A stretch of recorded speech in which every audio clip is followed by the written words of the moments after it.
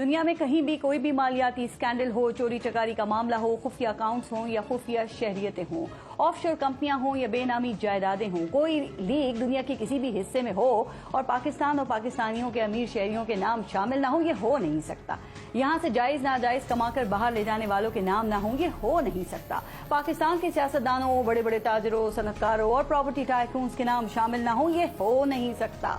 पाकिस्तान के senior bureaucrat, साबिक army अफसरान शामिल ना हों, ये हो नहीं सकता। आप खुद देख लें ना, पैनामा लीक्स हों तो पाकिस्तानी शामिल, पेंडोरा पेपर्स हों तो पाकिस्तानी शामिल, स्विस लीक्स हों तो पाकिस्तानी शामिल और अब दुबई लीक्स हैं तो भी पाकिस्तानी शामिल। और सिर्फ चंद ही नहीं बल्कि हजारों पाकिस्तानियों की अरबों डॉलर की जायदादें मुल्क से बाहर सिर्फ दुबई में सामने आई हैं। अच्छा, अमेरिका, बरतानिया और यूरोपीय ममालिक में तो पाकिस्तानियों की जायदादों के अलग ही किस्से हैं। दुबई लीक्स को कोई नई बोतल में पुरानी शराब कह रहा है, तो कोई इनको तोहफे में मिलने वाली जायदादें कह रहा है, तो कोई विरासत करार दे रहा है, कोई इनको कानूनी और डिक्लेयर्ड असासे कह रहा है, तो कोई ये कह रहा है कि हम तो बस इनको डिक्लेयर करने ही वाले थे। तो अब तक ऐसी बहुत सी लीक्स आई, बड़े बड़े इंकशाफात हुए, बड़ी बड़ी खबरें बनी, लेकिन पाकिस्तान समेत दुनिया भर में किसी भी जगह कोई मौसर कानूनी कार्रवाई नहीं हुई। पाकिस्तान में ऐसी खबरों पर अगर कुछ होता है ना तो वो सियासत होती है, अगर कुछ होता है तो मीडिया ट्रायल होता है, इंक्वायरियां शुरू हो जाती हैं और अगर कोई खास टारगेट हो तो केस भी बन जाते हैं, लेकिन फिर जैसे बनते हैं वैसे ही खत्म हो जाते हैं। क्या इस वक्त दुबई लीक्स पर भी कुछ होगा, ये सवाल अहम है। जरदारी साहब के तीनों बच्चे इस लिस्ट में शामिल हैं और आसिफ जरदारी इस वक्त पाकिस्तान के सदर हैं, तो क्या उनके खिलाफ तफ्तीश हो सकती है?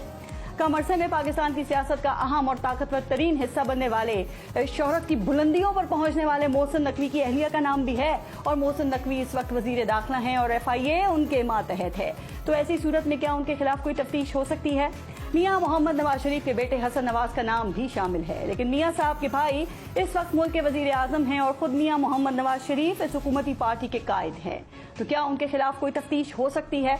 इसी तरह बहुत से सियासतदान हुकूमत में शामिल हैं, ब्यूरोक्रेट्स इस मुल्क को चलाते हैं, साबिक जर्नैल खुद ताकतवर समझे जाते हैं, तो क्या इन सब के खिलाफ कोई तफ्तीश भी होगी? और सबसे अहम सवाल ये कि इस मुल्क के अहम ओहदों पर बैठने वालों, इस मुल्क की तकदीर के अहम फैसले करने वालों, यहाँ की सियासत करके मुल्क के गरीबों के हमदर्द बनने वालों को आखिर इस मुल्क से बाहर जायदादें बनाने की जरूरत ही क्यों पड़ती है? क्या ये इस बात की तरफ इशारा है कि इस मुल्क के ताकतवर और अमीर लोग इस मुल्क को इतनी ही इज्जत और अहमियत देते हैं कि यहाँ सिर्फ हुकूमत या आला ओहदों की नौकरी की जाती है या की जा सकती है, बाकी जिंदगी के लिए पाकिस्तान से बाहर की दुनिया ही काफी है?